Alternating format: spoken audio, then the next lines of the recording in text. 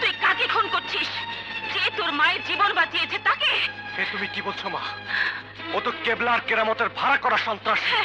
ওই তো আমাকে জানে মারতে চেয়েছিল। জানি, কিন্তু তোর এই মাকে যখন ক্যাবলা কেরামতের লোকেরা ফতোয়া দিয়ে জ্যান্ত কবর দিতে চেয়েছিল, তখন এই রানাই আমাকে উদ্ধার করেছে।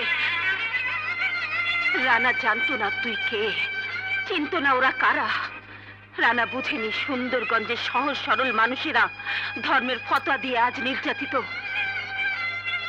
মাতৃহারা স্নেহ মমতাহীন একটি ছেলে ভুল করে ফেলেছে। ওকে তুই মাফ করে দে বাবা। না মা, না। যে অন্যায় আমি দুর্জয়ের উপর করেছি তা ক্ষমা পাওয়ার যোগ্য নয়। মা পেয়েও মায়ের কাছ থেকে দূরে গিয়ে আমি প্রায়শ্চিত্ত করবো মা, প্রায়শ্চিত্ত করবো। দাঁড়াও রানা, আমাকে অমানুষ বানিয়ে রাখতে চাও?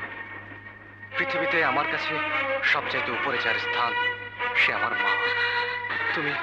তুমি আমার সেই মায়ের জীবন বাঁচিয়েছ, আর মায়ের জন্য এই আঘাত কেন?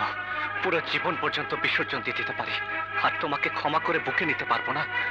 দুর্জয়, সত্যি তুমি আমাকে? আজ থেকে তুমি আমার ভাই। হ্যাঁ হ্যাঁ দুর্জয়,